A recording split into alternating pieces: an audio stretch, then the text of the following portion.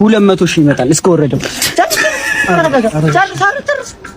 ዳመጥ ብሎ እኮ ነው። ምንድነው እና ምን በልተህ ነው? ምንድነው ምኑንም ታግበሰብሳለህ? አምጥተህ አባለት አይደል? ኧረ 200 ሺህ ብር እስኪ ከየት ነው? ጋሽ ምን ችግር ማዳበሪያ ሆናል እኮ እኛ ጋር ሀገራችን እኮ በቆሎ ስል እኮ ነው የምናደርጋቸው። ማዳበሪያ ግውዝ ነገር እኮ ነው የጣልከው። ይሄ ምንድነው የሚያዳብረው? ድንጋት ሆኖ አርማታ እኮ እንሰራለን። በሉጣና ክፈል ጨርስ ነው ወጣ ጨርስ ሰጥቷል። ጨርስ አንድ አቋርጠኛል። ምኑን ጨርስ አድርጋሽ?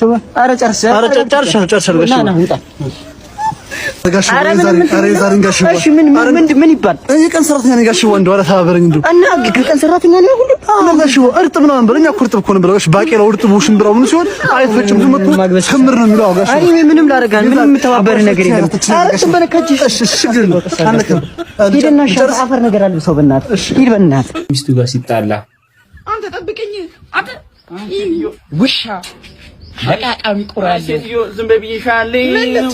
ስራዬን አትናቂ ብዬሻለሁ። ለጣጥፍሻለሁ ቆሻሻ ለጣጥፍሻለሁ። ግፋችሁ እኮ ግፋችሁ የኛ እኮ ምን እናድርግ? ለጣጥፍሻለሁ ሌላ ታሪክ 650 ሚሊዮን ይህን የመሰለ ቅርጡ ቤት ይገዛል ብሎ ቪዲዮ ለቋል። እንግዲህ ደግሞ ሪል ስቴት ኢትዮጵያ ቲክቶክ ላይ እኮ ማንን እንደምትጠይቁ ነው የማይገባኝ። ኮሜንት ግን እኔ በረከት እንዴ በሌላ ከለር አላችሁ